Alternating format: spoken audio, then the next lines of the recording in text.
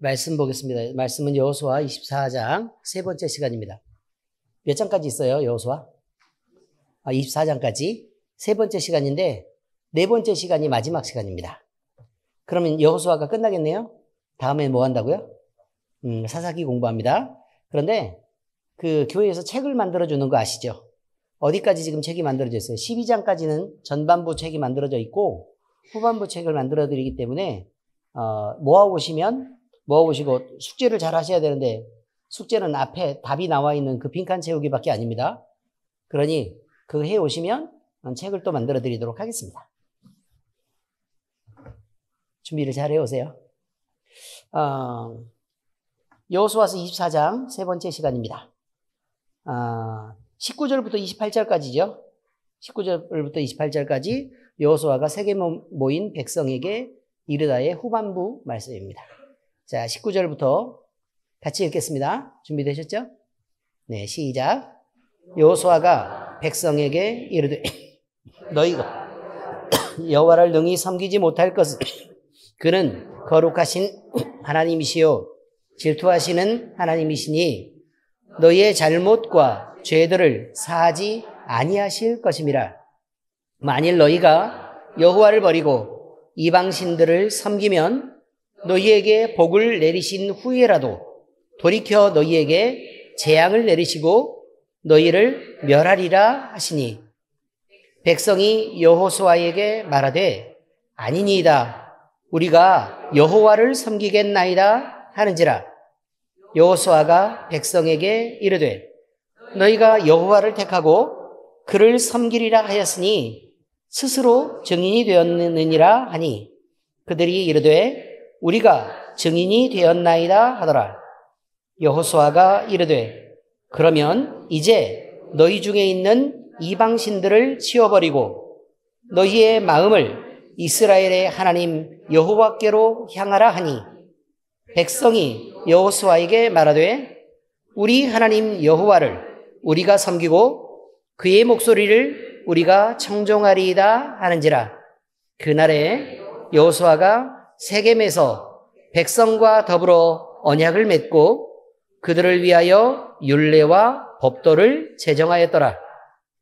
여호수아가 이 모든 말씀을 하나님의 율법책에 기록하고 큰 돌을 가져다가 거기 여호와의 성소 곁에 있는 상수리나무 아래에 세우고 모든 백성에게 이르되 보라, 이 돌이 우리에게 증거가 되리니 이는 여호와께서 우리에게 하신 모든 말씀을 이 돌이 들었음이니라.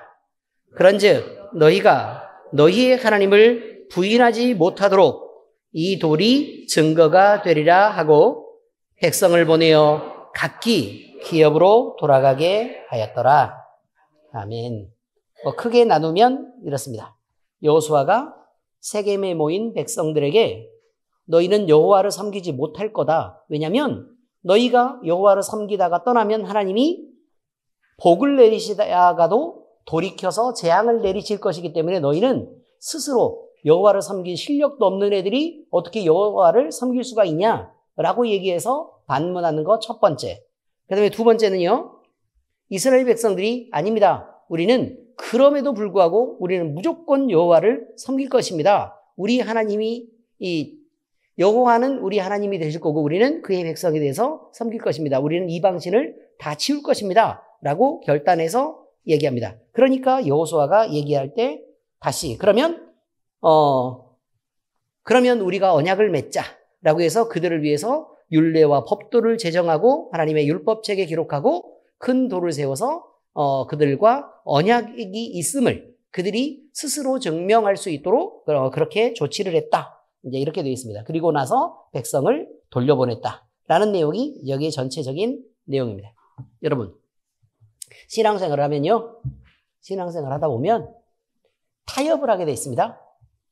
타협을 하게 돼 있는데 어떤 타협을 하게 돼 있냐면 웬만하면 듣기 좋은 말을 하게 돼 있습니다. 그렇죠? 웬만하면 듣기 좋은 말을 하게 돼 있습니다. 예를 들면, 예를 한 가지를 들면요. 1년이 시작될 때 우리가 송구 영신 예배를 드리면 목사님이 준비를 해서 각 가정별로 준비를 해가지고 말씀을 한 서너 달 전부터는 계속해서 기도를 하면서 이 가정에 진짜 필요한 말씀이 무엇일까라는 것을 준비를 계속합니다. 그런데 그 기도를 할 때는 그 전해, 그 전전에 이게 가정과 기업에 주어졌던 말씀을 모두 다 나열을 해놓고 또 새로운 말씀을 받아서 그 가정의 상황에 맞춰서 이렇게 준비를 계속합니다. 그런데 여러분, 그때요, 목사님 마음으로는 어떤 생각을 하고 처음부터 시작하는 줄 아십니까? 처음에는 어떤 마음으로 시작할 것 같아요? 각 가정에게 축복이 임했으면, 그리고 더 나아졌으면, 이 가정이 회복되었으면 하는 그 마음, 그거 한 가지로 출발합니다. 그런데요, 기도를 하다 보면 고쳐야 될 부분도 있고, 아니면 아직 덜 고쳐져서 조금만 더 나아졌으면, 이 말씀을 붙잡고 조금만 이 가정에 기도를 좀 더 했으면 하는 그런 생각이 드는, 그러면서 굉장히 강하게 계속해서 가슴을 때리는 말씀으로, 말씀 자체가 너무 강하게 다가와서 이 말씀을 부인할 수가 없고 이 말씀을 떠날 수가 없었을 때는 그 전해와 같은 말씀이 나가기도 하고 그 전전해에 주었던 말씀이 나가기도 하고 그렇습니다. 문제는 뭐냐면 성경 말씀에 그 절들이나 내용이 얼마나 많아요. 그렇죠? 근데 거기에서 똑같은 동일한 말씀으로 계속해서 하나님이 계속해서 저를 밀어붙이신다는 것은 이 가정에 진짜 필요하구나. 그래서 어쩔 수 없이 저도 그 말씀을 준비해서 내놓는 것 뿐이라 이 말이에요. 왜냐하면 저는 사람의 종이 아니고 주의 종이기 때문에 그렇습니다. 그럼 누구에게 유익한 것이냐 이 말이죠. 제가 조금 안타까운 가운데서도 회복의 말씀을 주는데 그 회복의 말씀을 붙잡고 나는 이렇게 부족하다 라고 생각해서 그 말씀을 붙잡고 돌이켜서 새로워지는 가정들이 있어요. 그러니까 점점 나아지죠. 그럼 그때는 누구에게 복이냐 이 말이죠. 목사님에게 복이겠어요? 아니죠. 말씀을 붙잡고 있는 본인과 하나님 사이의 일이 됩니다. 이것이 저는 되도록 축복의 말을 전하고 싶고 저는 되도록 좋은 말을 하고 싶지만 그런데 만약에 그렇게만 하고 싶으면요 간단한 방법이 있습니다. 어떤 방법이 있느냐? 1번 좋은 말씀을 뽑아놓고 뺑뺑이 돌리면 됩니다. 많은 교회가 그러는 거 아시죠? 하나의 통에 이렇게 집어넣어 놓고요. 기도하고 나서 자, 한 명씩 오늘 이번에 말씀이 있으니까 가서 가져가세요. 라고 얘기하면 쭉 가져가서 제비뽑기처럼 가져가는 교회가 대부분입니다. 그렇죠? 이봉기 집사님 아시죠, 이거? 네. 기도하고 준비해서 가져가는 게 아니고요. 그냥 쭉 말씀을 적어서 이렇게 놔놓고 각 가정별로, 개인별로 이렇게 말씀을 들고 가서 하나님이 제비뽑기 하셨으니까 그냥 그렇게 해도 된다고 얘기하고 그냥 말씀을 전해도 괜찮습니다. 두 번째, 또 다른 방법이 있죠. 축복의 말씀만 잔뜩 적어놓고 그리고 나서 알아서 나눠주면 됩니다. 그러기 위해서는요, 한 가지 전제 조건이 있습니다. 그 가정을 위해서 기도하지 말아야 됩니다. 이해가 되십니까? 네, 그렇게 해도 괜찮겠습니까? 그렇진 않죠. 우리가 한 마음이 돼서 가정을 위해서 열심히 그 가정을 붙잡고 기도하고 또 각 성도들을 위해서 아파하는 마음으로 동일한 마음으로 내가 혼자 두지 않겠다. 신앙생활을 해도 예수님이 이들을 챙기는 것처럼 나도 목양의 사명을 다해서 챙겨야 되겠다라는 마음이 없으면 그렇게 못 간다는 말입니다. 의미들을 잘 아시고 말씀을 받아야 된다는 거죠. 자, 목사님은 뭐 하고 싶다고요? 네, 축복을 전하고 싶습니다.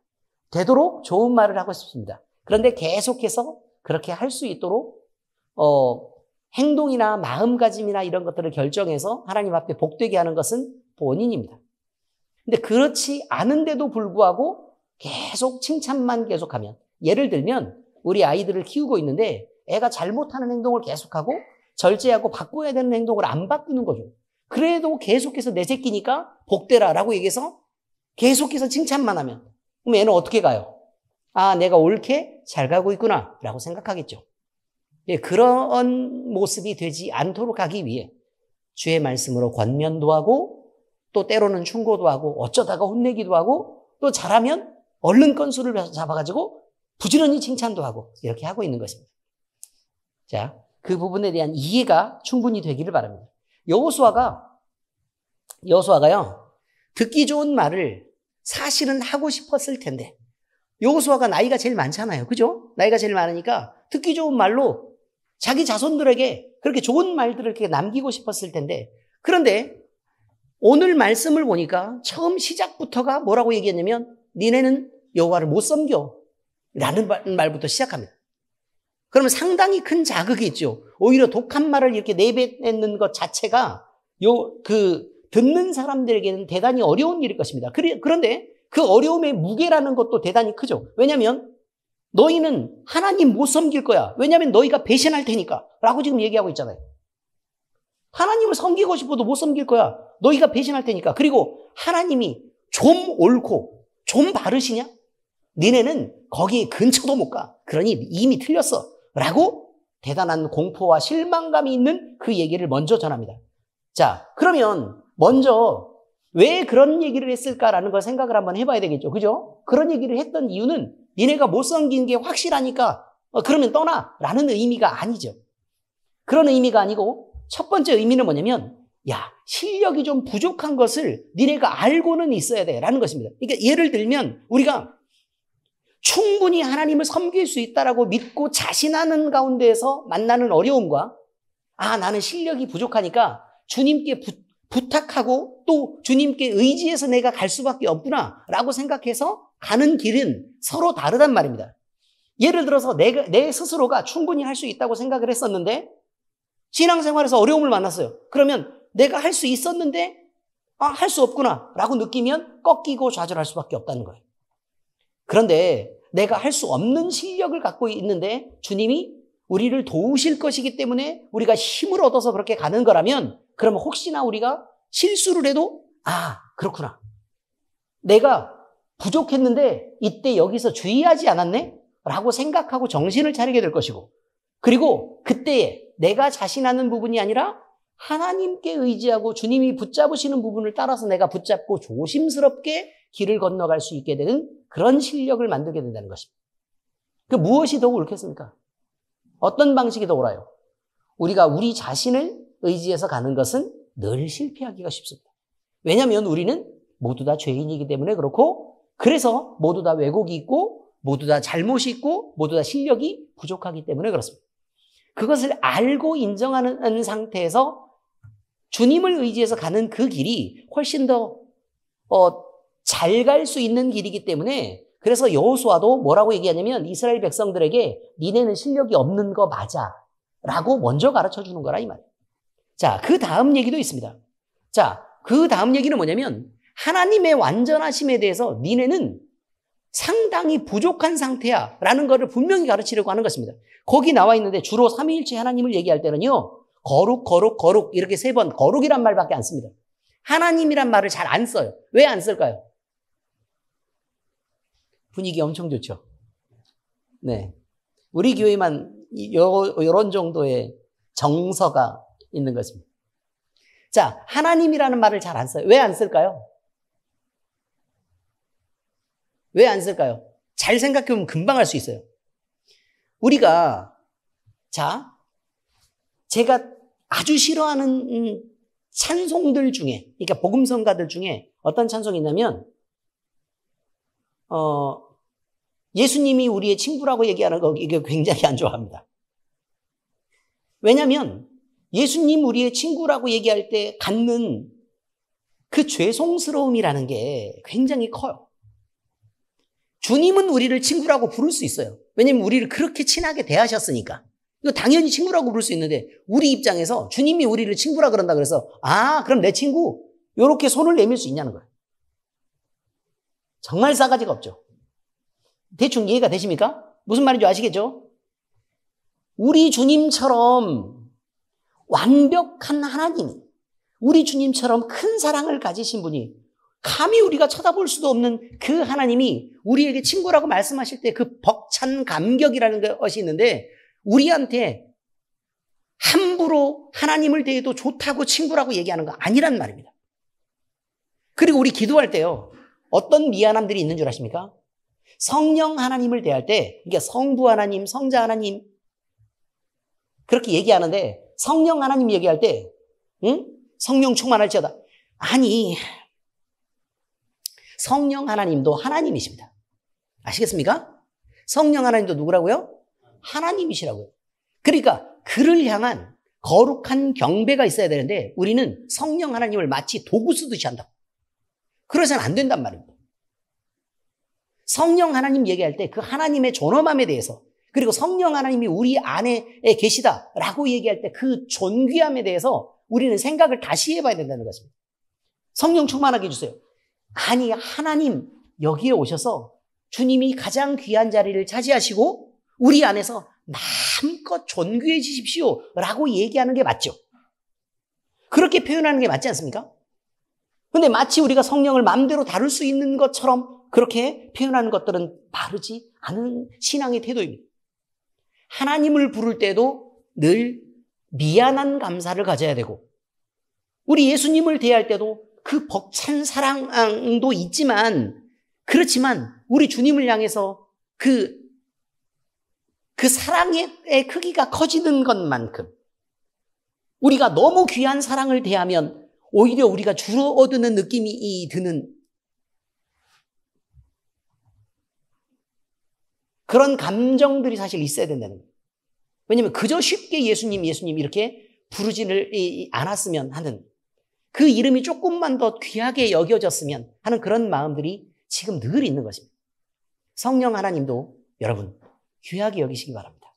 하나님이 거룩이라고 표현합니다. 근데 그 거룩이라는 첫 번째 단어에는 거룩하신 아버지 하나님, 두 번째는 거룩하신 우리 예수님, 세 번째는 거룩하신 성령님이 들어있습니다. 그래서 우리는 거룩이라고 거룩만 얘기를 하고, 그리고 그 다음에는 감히 하나님의 이름을 말할 수 없을 만큼 그를 향해서 두렵고 떨림으로 그를 사랑해내는 그런 신앙이 있어야 되는데, 자, 여호수아는 그것을 강조한 것입니다. 너희의 실력이 부족한 것도 있다. 그러나 그가 얼마나 거룩하고 크신 분인지에 대해서도 너희가 알아야 한다. 라는 부분에 대한 얘기를 지금 이스라엘 백성들에게 전달하고 있다는 것입니다. 자, 그런데 이 관계만 그냥 생각해도 이렇게 벅차고 힘이 드는 관계죠. 그런데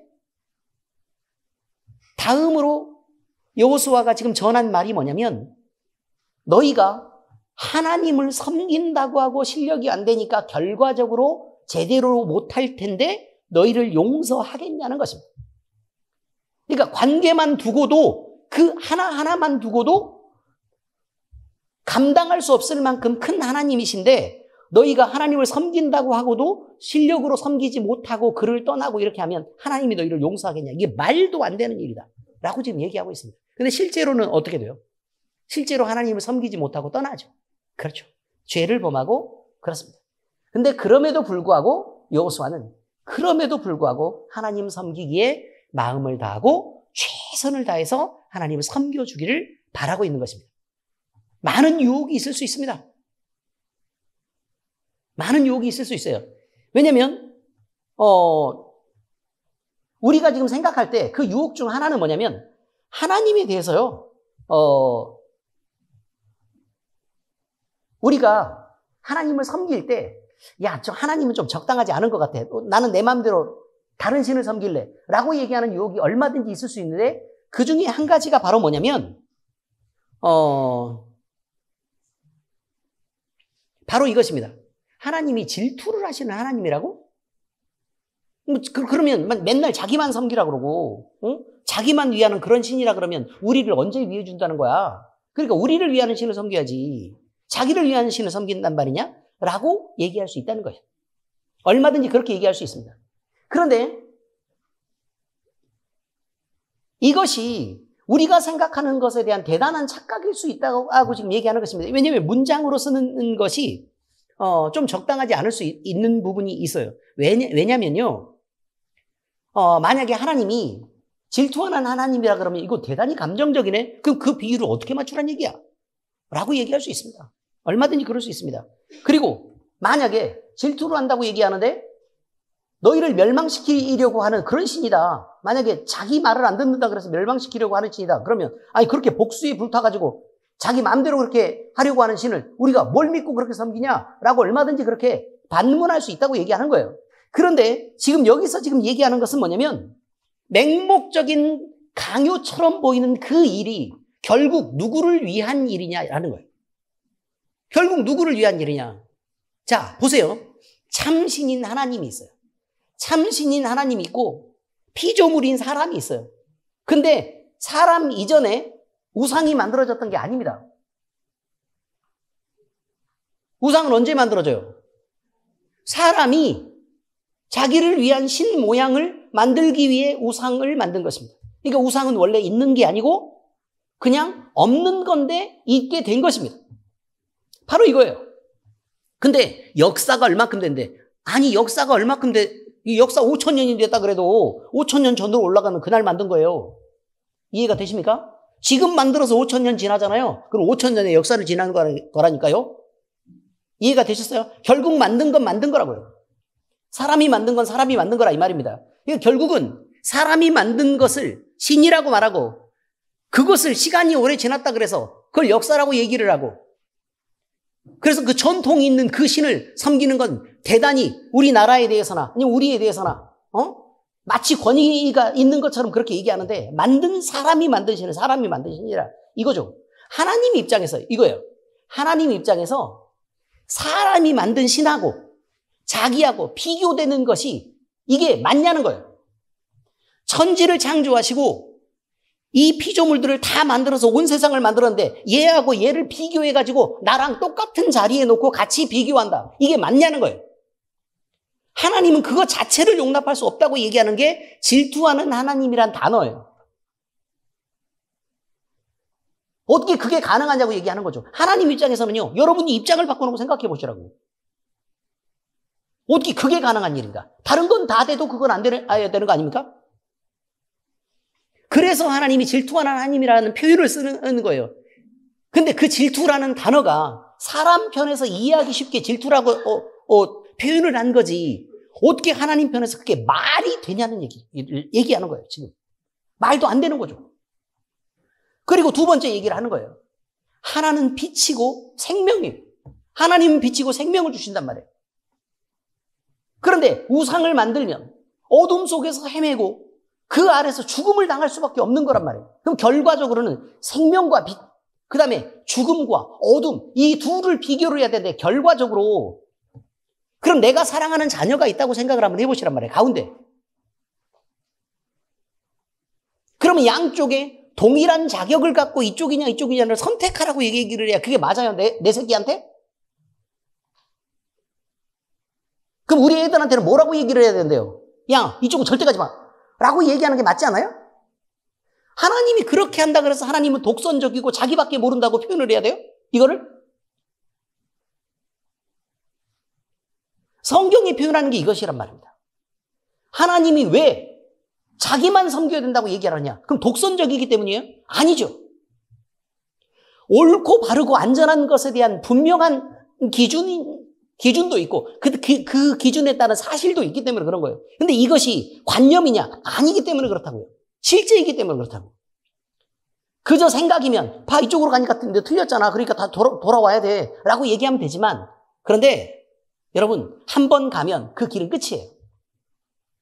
생명이냐 지옥이냐 이 두 가지로 나눠진다니까요. 우리가 지금 이번에 장례를 치러봐서 알잖아요. 그렇죠. 장례를 만날 때마다 우리가 느끼는 건 뭐예요? 예수님을 믿는 것과 안 믿는 것에 대한 어마어마한 차이를 느끼죠. 완전히 달라요. 완전히. 어머님이 돌아가셨는데 우리 이윤호 집사님 그 가정이 예배를 드리기 시작하면서부터 점점 하나님의 카이로스의 시간 속으로 들어가는 거예요. 카이로스의 시간이라는 걸 아세요? 카이로스의 시간이라고 얘기하면 성령 하나님이 붙잡아서 하나님이 이끄시는 그 감동적인 시간 속을 카이로스의 시간이라고 표현해요. 근데 그 안에서는요, 시간의 흐름도 절대 시간으로 사실 흐르지 않죠. 우리가 성령 충만해지면 예를 들면요. 너무 보고 싶은 사람이 있어요. 너무 사랑하는 사람이 있어요. 그를 기다리는데 시간이 진짜 안 가요. 알죠? 진짜 안 가요, 진짜. 내일 모레가 만날 시간이에요. 그 이틀이 한 2달 넘게 막 이렇게 버텨야 되는 그 시간처럼. 시간이 가질 않아요. 그런 시간들 말이죠. 이게 절대 시간하고 다르게 내 마음속에 그렇게 흐르는 시간들이 존재하고 그 시간들 속에서 하나님이 감동을 주시고 이렇게 하는데, 자, 우리 이은호 집사님 가정이 그 안에서 하나님에 대한 예배를 만나고, 근데 자, 우리가 생각할 때는 이렇게 생각할 수 있어요. 어머님이 우리 교회를 안 다녔어요. 그죠? 안 다녔죠. 그리고 교회를 다니지도 않았는데 어머님이 말로 예수님을 영접한 게 아니란 말이에요. 그냥 병원에 이렇게 격리되어 있는데 이은호 집사님이 지금이 아니면 안 될 것 같다는 감동이 온 거예요. 지금이 아니면 안 될 것 같다. 그래서 마음에 굉장히 급하게 그 시간 동안 딱 가서 보니까 거기 원래 사람이 출입하지 못하게 돼 있는데 그 시간만 딱 그렇게 하나님이 이은호 집사님하고 또 어머니하고 2명이 정확하게 대면할 수 있도록 하셨고, 또 그때 정신이 번쩍 나게 하셨단 말이에요. 그리고 나서 집사님이 용기를 내서 자기가 알고 있는 예수님에 대해서 충분히 설명을 하고, 그리고 나서 이렇게 예수님이 구원이 되시는데 어머니는 이 예수님을 영접하시겠느냐라고 질문을 했을 때 그렇게 하시겠다고 얘기했대요. 그러면 본인이 입으로 얘기한 것도 아니고, 그 다음에 무슨 목사님이 가서 전달해가지고 세례를 받은 것도 아니고, 그럴 수 있는 환경이 아니었습니까? 그러니까 이은호 집사님 마음속에 어떤 생각이 있었냐면, 진짜 영접을 하셨을까?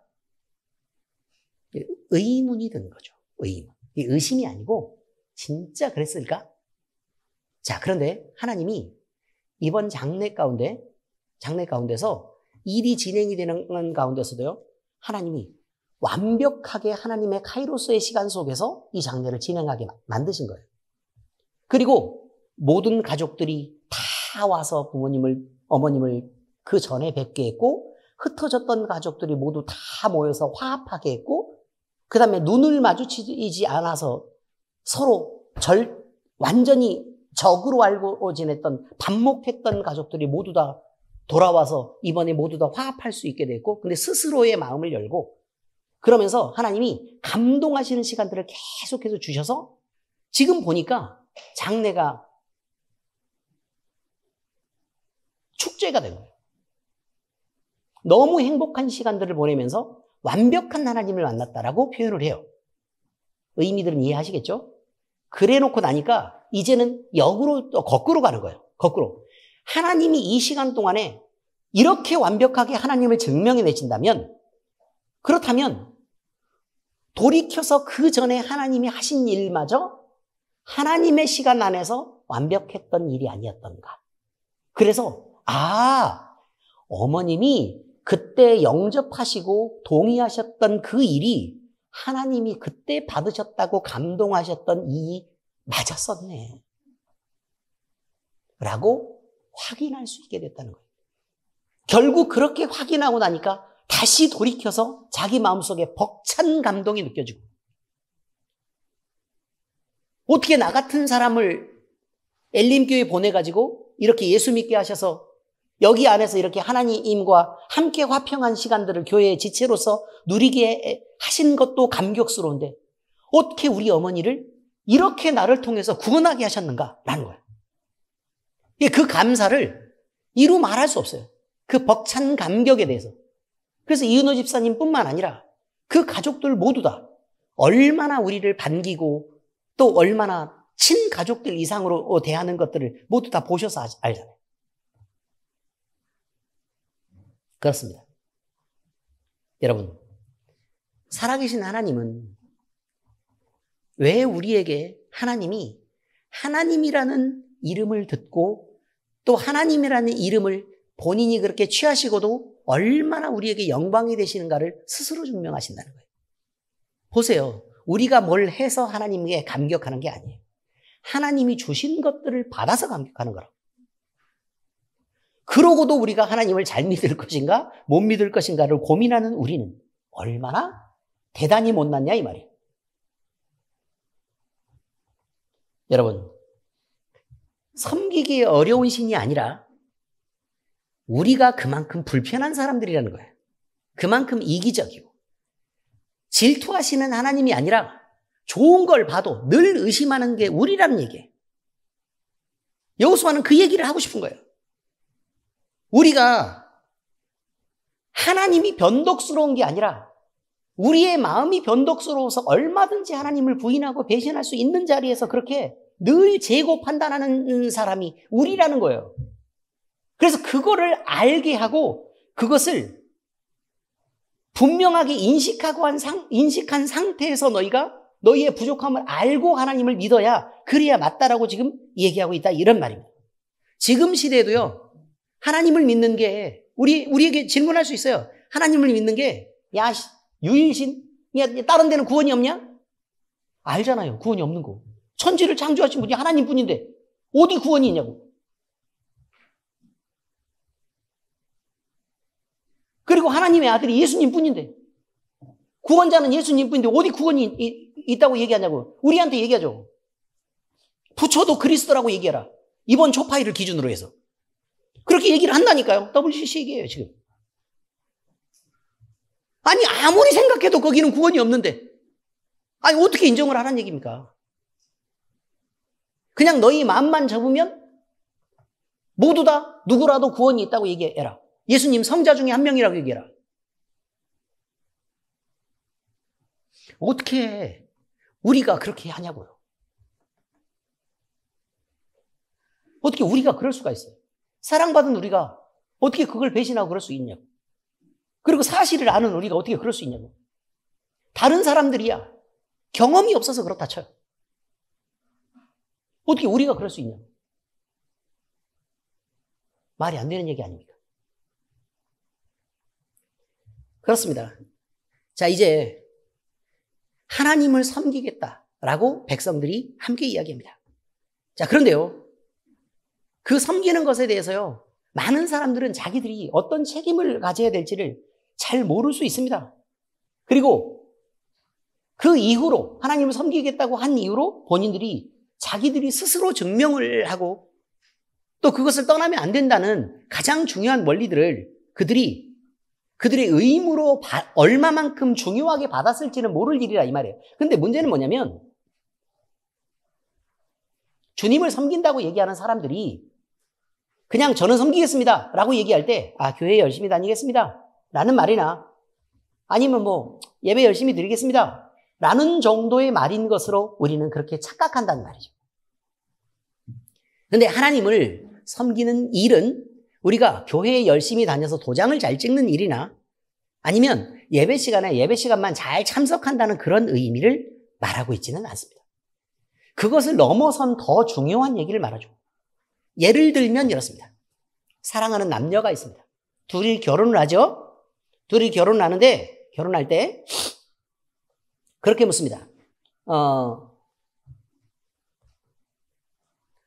누구는 사랑하는 아내 누구누구를 맞이해서 남편으로서의 의무를 다하고 그를 아플 때나 힘들 때나 또 어려울 때 열심히 그의 편을 들어주고 그가 겪는 그 모든 일에 즐거움과 또 슬픔과 고통과 이 모든 것들을 다 함께하며 그가 지는 모든 짐을 함께 지고 같이 평생 동안 그를 사랑해내기로 그렇게 서약하십니까? 이렇게 묻죠. 그렇죠? 그럼 그때 과감하게 뭐라고 얘기해요? 예! 라고 대답합니다. 씩씩하게. 우리는 그것들을 보면서 무슨 생각이 드냐면 야, 인생 모르네. 진짜 답답하다 이것들. 젊으니까 씩씩하고 진짜 무식하니까 용기 있다. 라는 생각 들어요, 안 들어요? 들죠? 그런 애들이 그날부터 내 말 안 듣는다고 서로 싸우고, 손수건은 왜 안 까냐? 응? 밥숟갈은 왜 네가 먼저 드냐?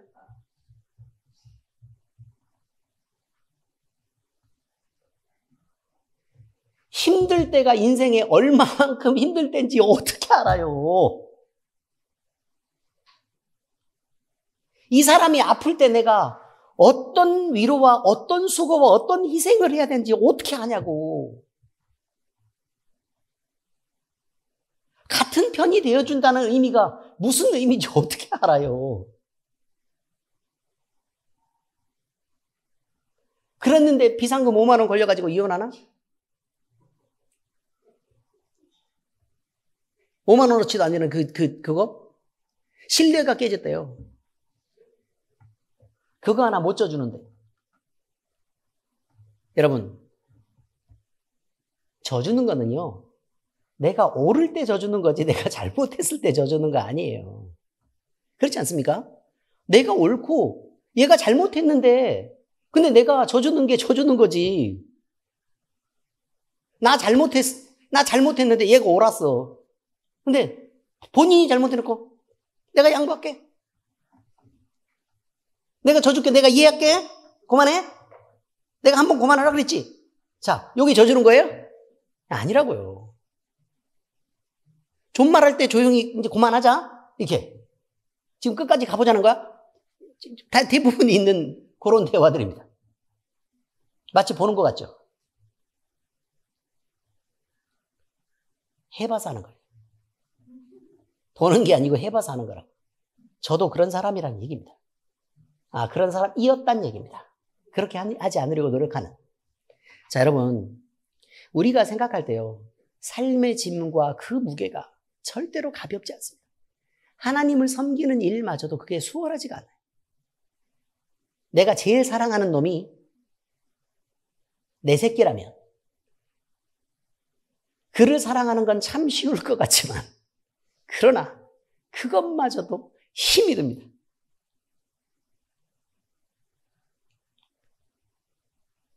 우리가 멍에를 매는 것이란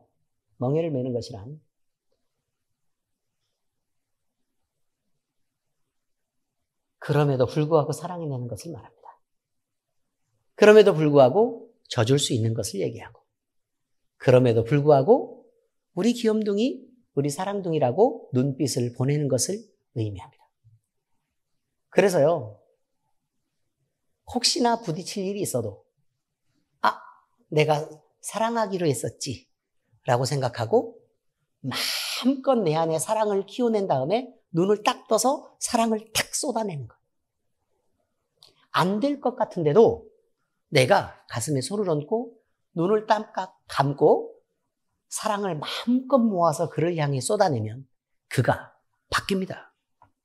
왜냐하면 사랑받은 놈은 사랑받은 티가 나기 때문에 그렇습니다. 이스라엘 백성들을 향해서 하나님이 그렇게 계속 해오셨다는 거예요. 계속 해오셨다는 거예요. 우리 주님이 말씀하십니다. 수고하고 무거운 짐진 자들아 다 내게로 오라. 내가 너희를 쉬게 하리라. 나는 마음이 온유하고 겸손하니 나의 멍에를 메고 내게 배우라. 그리하면 너희 마음이 쉼을 얻으리니 이는 내 멍에는 쉽고 내 짐은 가벼움이라 하신다. 여러분, 이게요, 처음에는 말도 안 된다고 생각했습니다. 왜냐하면 예수님이 지신 짐은 십자가입니다. 어떻게 그게 가벼울 수가 있고 쉬울 수가 있겠습니까? 말도 안 되죠. 또 예수님이 행동하신 걸 보니까요, 많은 사람들을 구원하시기 위해 각양 좋은 것을 베푸시면서 욕을 바가지로 먹은 일이 그 일입니다. 어떻게 그 일이 쉽겠습니까? 그런데 어느 날 깨닫게 된 것입니다. 뭘 깨달았느냐? 주님이 나를 사랑하시는 게 얼마나 벅차도록 감동이 되는지를 깨달은 것입니다. 주님이 나를 사랑하시는 게 얼마나 말도 안 되는 사랑이신 것을 깨닫게 된 것입니다. 주님이 나를 사랑하시는 게 얼마나 이해가 안 될 만큼 하나님이 나를 벅차도록 사랑하시는 것을 알게 된 것입니다. 그러고 나니까 주의 종이 되는 것도 수월한 일이 됐고, 성도들을 섬기는 것도 행복한 일이 됐고, 또 교회 지체가 되어서 함께 한 지체가 돼서 한 사람 한 사람 돌보는 일이 힘들지 않게 됐습니다. 재밌습니다. 그래서 남은 인생 동안 내가 주님을 위해서 그리스도인으로 살겠다. 내가 내 이름으로 살지 않겠다. 주의 이름으로 살겠다라고 각오했던 그 일이 힘든 일이 아니게 되었다라는 뜻이 됩니다. 내가 진짜 사랑하는 사람이 있어요. 그 사람을 위해서요. 그 사람을 위해서 내가 열심히 한 달 동안 일을 했는데 그 돈을 마음껏 써가면서 파스타를 사주는 거 힘든 일이에요? 안 힘든 일이에요? 안 힘든 일이에요. 돈 아까워요? 아니죠. 먹일 수만 있다면 너무 행복한 일이에요. 그리고 그가 먹어주기만 한다면, 아니, 내가 그 돈 쓰는 게 왜 힘이 듭니까? 오히려 그 돈을 남기고 못 사주는 게 힘든 일이죠. 추울 때요, 막 찬바람이 붑니다. 그럼 마음에 우리는 이제 안달이 납니다. 이렇게. 안달이 이렇게 나요. 내가 무슨 기회를 딱 봐가지고 무슨 핑계를 대서라도 저 인간을 따뜻한 걸 입혀야 될 텐데. 이런 생각이 들어요, 안 들어요? 들죠. 사랑하는 사람이면 당연히 듭니다. 왜냐면 그 생각뿐이에요. 찬바람이 불면 당장 그 생각이죠. 그 다음에 맛있는 걸 보면 무슨 생각이 또 들어요? 이거 저거 먹여야 되는데 라는 생각 들어요, 안 들어요? 당연히 듭니다. 왜요? 사랑하기 때문에. 예수님이, 하나님이 사랑이시기 때문에 그렇습니다. 사랑이시기 때문에. 그래서 자, 보세요. 다시 읽어드리면 그렇습니다. 수고하고 무거운 짐진 자들아 다 내게로 오라. 주님 없이 각종 삶의 무거운 짐을 지고 있는 자들은 수고하고 힘들다는 거예요. 내가 너희를 쉬게 하리라. 사랑하는 이 품에 들어가면 힘든 일이 먼저 생각납니까? 사랑하는 품이 좋습니까? 사랑하는 품이 좋죠.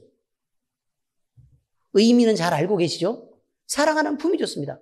그 안에 가슴을 묻고 비비면 그것만큼 더 행복한 일이 어디가 있겠습니까? 사랑하는 일을 안고 있는 그 순간이 그것보다 더 행복한 일은 어디가 있어요? 그렇지 않습니까? 그렇습니다. 나는 마음이 온유하고 겸손하니 나의 멍에를 메고 내게 배우라. 주님이 가신 길이 있다는 거예요. 주님이 가신 길. 그리하면 너희 마음이 쉼을 얻으리니 이는 내 멍에는 쉽고 내 짐은 가벼움이라 하시냐. 무슨 뜻이냐면 내가 이렇게 사랑하는 우리 주님과 함께 주님이 기뻐하시는 일을 내가 해줄 수만 있다면 그러면 내가 하는 일에 대한 수고로움이 그렇게 클 것 같지가 않아요. 왜냐하면 주님 기뻐하시는 일을 주님이 나를 사랑하실 때 그리고 내가 그 사랑을 느끼고 그 벅찬 사랑의 감정을 느꼈을 때 나도 그렇게 해드리고 싶거든요. 해드리고 싶은 건 못하는 게 힘든 거지 하는 거는 괜찮아요. 이렇게 얘기하고 있습니다. 여러분, 그렇지만 사랑하는 일을 마음껏 섬기고 싶어도 상황은 그렇게 녹록한 게 아닙니다. 우리가 늘 섬기려고 해도 우리 주님을 향해서는 우리가 할 수는 있겠지만 우리가 하나님을 섬겨서 가는 그 일에는 늘 영적 싸움이 존재하기 때문에 그래서 늘 방해가 있다는 것이에요. 방해가 있다.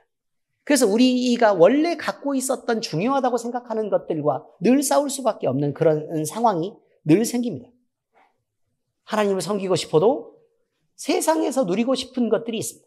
하나님을 섬기고 싶어도 세상에서 우리가 가지고 싶은 것들이 있습니다. 하나님을 섬기고 싶어도 우리가 받아야 될 칭찬의 몫이 있다고 생각할 수 있습니다. 그런데요, 좀 더 생각하면 그거 진짜 사랑에 덜 빠져서 그런 거라고. 그렇지 않습니까? 어려움 속에서라도 진짜 사랑을 알게 되면 다른 것들이 그렇게 중요한 게 아닙니다. 예를 들면 사랑하는 사람과 진짜 어렵게 만나야 되는 상황이 생기는 거예요. 그럼 그를 만나는 게 중요하지 명품 백 드는 게 중요합니까?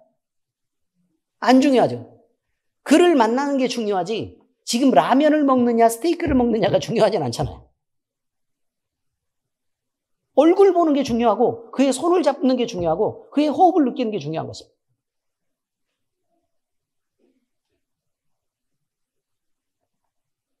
진짜 사랑에 빠지면 차가 있느냐 없느냐 아니면 버스를 타느냐 아니면 기차를 타느냐가 중요한 게 아닙니다.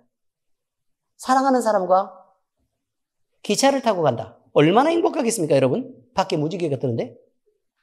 그렇죠? 버스를 타면 얼마나 행복하겠습니까? 같이 옆자리에 앉아가지고 한 사람은 운전하고 한 사람은 옆에서 쳐다보는 것도 아니고 둘이 다 운전 안 하고 손잡고 있는데 그렇겠죠?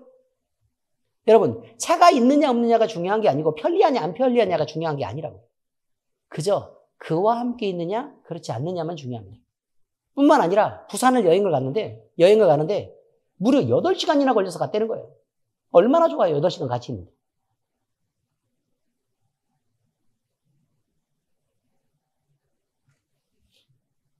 우리는 삶에서 만나는 외적 난관들이 하나님을 사랑하는데 오히려 그것이 방해가 아니라 즐거움이 된다는 것도 알아야 된다는 것입니다. 그래서 결단해야 하고 온전히 사랑하는 대상이 누구일 것인가? 그리고 그 사랑을 어떻게 할 것인가? 우리는 어떤 마음으로 그것을 해낼 것인가? 라는 것을 우리 마음속에 스스로 정하고 그것을 하나님과 나 사이에서 약속하는 것이 중요하다는 거예요. 그리고 그 약속은 반드시 지켜줘야 된다는 것입니다. 이스라엘 백성들은 그렇게 말합니다. 확고부동한 결단을 했다. 그리고 하나님을 온전히 섬기겠다라고 그들은 말은 합니다. 성실히 임할 것을 다짐합니다. 그래서 대답하죠. 우리 하나님 여호와를 우리가 섬기고 그의 목소리를 우리가 청종하리이다. 한 가지죠. 뭐라고 얘기했어요? 주 너의 하나님을 사랑하라. 마음을 다하고 뜻을 다하고 목숨을 다해서 주님을 사랑해라. 라고 얘기합니다. 그런데 뭐라고 얘기하냐면 우리가 하나님을 섬기고 그의 목소리를 듣겠습니다. 라고 얘기합니다. 자, 여러분. 사랑하면요, 당연히 그를 위한 희생을 각오합니다. 희생하려고 하지 않습니다. 그리고 희생이라고 느끼지도 않는 희생을 하고 있습니다. 왜냐하면 그를 향해서 우리가 무언가를 할 수 있다면 그게 최고의 기쁨이기 때문에 그렇습니다. 희생이 아니라 즐거움이죠. 설거지 싫어하는 사람이라도요, 꼭 지 남자친구 데리고 와가지고는요, 자기가 굳이 설거지를 하고 씻겠다고 얘기하고, 응? 맨날 엄마 과일 좀 줘봐 라고 얘기하던 그 딸내미가 집에 남자친구를 데리고 오더니 지가 과일 씻는다고 막 설치고 막 그렇게 다니면 어이가 없죠. 엄마가 볼 때. 그렇지 않습니까? 무슨 저런 애가 다 있을까 싶죠. 저게 지금 제정신인가? 미쳤나? 라는 생각을 하게 될 만큼 여자들은 그렇게 움직입니다. 아닙니까? 맞죠? 그렇게 움직입니다. 왜 그러죠? 자기가 하고 싶으니까요. 시켜서 하는 거 아니잖아요. 자기가 하고 싶어서. 왜 하고 싶죠? 이뻐 보이고 싶으니까요. 왜요? 사랑하잖아요. 그거라니까요. 원인은 한 가지입니다. 사랑하니까. 사랑하니까 이뻐 보이고 싶은 거예요. 그래서 사랑받고 싶은 거예요. 그냥 그렇다는 것입니다. 그러면 억지로 하는 걸까요? 그리고 남자친구 가고 나서 내가 하기도 싫은 과일도 씻고 응? 설거지도 다 했는데 엄마는 그동안 뭐 했어? 라고 타박을 할까요? 아니면 신나서 더 날뛸까요? 뭐 신나서 날뛰겠죠. 그러니까 상식적인 얘기를 지금 얘기하는 것입니다. 상식적인. 여자들 얘기만 해서 남자들 얘기도 할까요? 푼수를 안 하겠습니다. 아주 정신을 잃는 놈들이 많아가지고. 아주 이쁜 여자친구 데리고 오면 난리가 나죠. 집에 부모가 없는 것 같아요. 내가 저런 놈을 키웠나 싶은, 저러라고 내가 키웠나 싶은 정신머리 빠진 놈이 거기 하나 있어가지고요.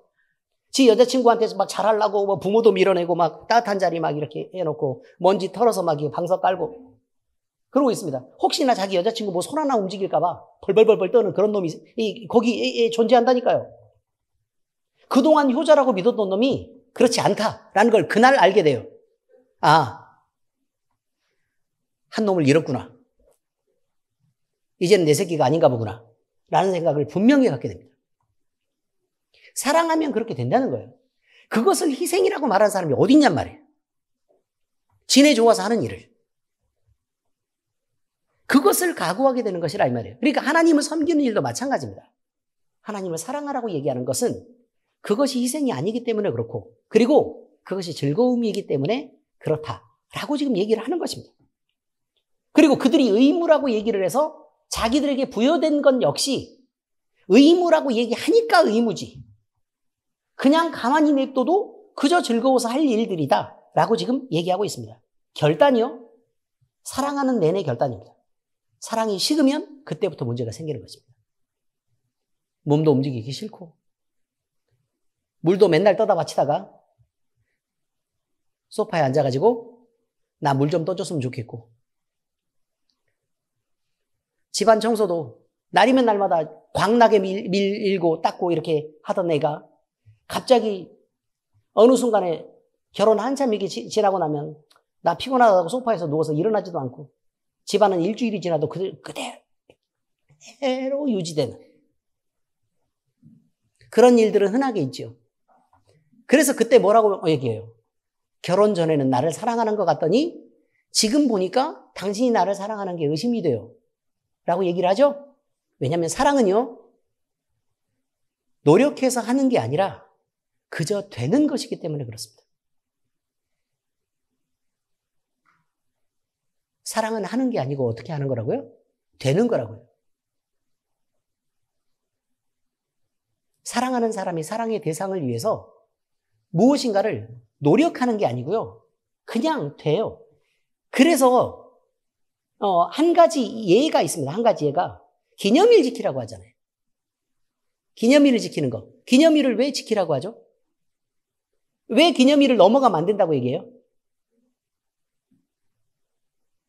사랑을 하면 내 생각을 하다가 기념일도 이 날이 우리가 만난 지 무려 1000일이나 되는 날인데, 와, 이때 내가 깜짝 이벤트를 한번 해주고 싶다라는 생각이 자연스럽게 들어야 된다라고 여자들이 믿기 때문에 그래요. 그렇지 않습니까? 1000일을 챙기라고 얘기하는 게 아니라 그가 나를 진짜로 사랑한다면 그날 정도는 뭐 974일도 아니고 1000일인데, 그렇지 않습니까? 딱 1000으로 맞아떨어지는데 그 정도는 당연히 기억을 해야 나를 사랑하는 게 맞지 않을까라고 생각하기 때문에 그렇습니다. 그 다음에 또, 자, 보세요. 다른 것도 있어요. 미용실을 갔다 왔을 때 남자들이 대단히 어려운 일입니다. 미용실을 딱 갔다 왔어요. 그리고 앞머리를 살짝 이렇게 다듬었어요.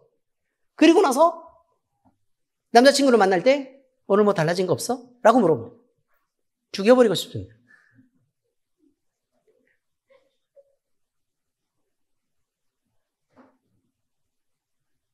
그럼 남자들이 대부분 뭐라고 대답하냐면 옷 샀어? 이렇게 대답하죠. 죽으려고 작정한 것입니다. 여러분, 왜 그런 것들을 질문을 하죠? 얘가 나를 사랑한다면 나에게 있는 아주 작은 변화도 너무 민감하게 느끼는 게 당연하기 때문에 그렇습니다. 그래서 사랑이라는 것은 눈꽃만큼만 변해도 쉽게 알고 그 사람한테 온통 관심이 가 있는 그것을 얘기하는 것입니다. 그런데요, 그러다가 사람이 죽습니다. 그러니 너무 무리한 걸 요구하지 않는 게 좋습니다. 하나님은 그래서 우리와 사랑의 관계 속에 있기를 바라는 것입니다. 뭘 노력해서 하는 것보다 그냥 그저 사랑하기 때문에 되는 관계를 원하는 거예요. 그래서 마음껏 하나님을 사랑하시면 하나님이 싫어하는 거, 우리 주님이 싫어하시는데 굳이 뭐 이런 것까지 내가 해? 안 할래 라고 얘기할 수 있는 건 말이죠. 그 다음에 험한 말을 하고 싶어도 하나님이 뻔히 듣고 계시고 하나님이 우리와 함께 계시는, 우리를 사랑하시는 하나님이 함께 계시는데 내가 굳이 그 얘기를 해서 하나님 기분 상하게 할 일이 뭐가 있냐 라고 얘기해서 내가 그 말을 싫어하게 되는 것, 이런 거죠. 이웃에게 따뜻한 눈빛을 보내는데 기왕 보내는 거 더 따뜻하게 이렇게 하고 싶은 이유는 하나님이 늘 나를 보고 계실 것이기 때문에 그렇다라는 것입니다.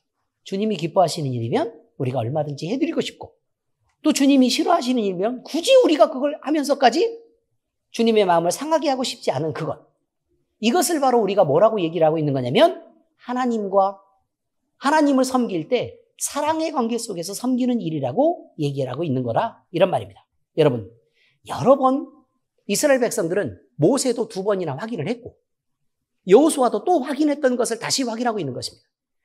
이렇게 하나님을 법이나 아니면 의무적인 관계에서부터 그렇게 정해놓고 하나님을 사랑하고 또 하나님을 섬기는 그 일들은 우리에게도 불편한 일이고 하나님도 굳이 원하시는 일이 아닙니다. 그러니 우리가 마음 가득히 하나님을 향한 지식을 배우고 또 하나님을 향한 사랑을 품게 되고 그리고 그 안에서 마음껏 자유롭게 그저 사는데도 주님이 기뻐하시는 것들을 선택해서 주님이 기뻐하시는 삶을 살아낼 수 있는 그것을 우리가 신앙생활의 기본으로 삼으면 우리는 불편함 없이 얼마든지 성령 안에서 자유하게 됩니다. 그래서 그렇게 표현하죠. 진리를 알지니 그 진리가 너희를 자유케 하리라. 왜요? 사랑하면 마음껏 자유로워도 그의 품에서 벗어나지 않거든. 기도하겠습니다. 살아계신 아버지 하나님 감사합니다. 주님이 우리를 사랑하신 그 큰 사랑을 인하여 우리가 감동하고 감격하고 또 주님과의 그 깊은 사랑 속에 있기를 소원하는 마음이 생겼습니다. 아버지 하나님, 우리 마음속에 이 벅찬 사랑으로 주님을 사랑하게 하시고 또 주님이 우리를 사랑하신 그 사랑도 우리가 느끼고 깨달아서 반응하게 하시옵소서. 우리가 마음껏 주님을 사랑할 때에 우리에게 주어지는 그 자유로운 사랑의 느낌이 우리 인생을 온통 휘감게 하시고 그래서 아버지 하나님 우리가 그 벅찬 사랑 안에서 마음껏 즐겁고 행복하며 마음껏 자유롭게 살아내게 하시옵소서. 우리 주님이 기뻐하시는 것을 굳이 의무로 지키지 않아도 우리가 얼마나 많은 것들을 누리면서도 주님을 사랑할 수 있는지 우리 엘림교회와 온 성도들의 삶을 통해 주님이 증명하시옵소서. 살아계신 우리 주 예수님 이름으로 감사하며 기도합니다. 아멘.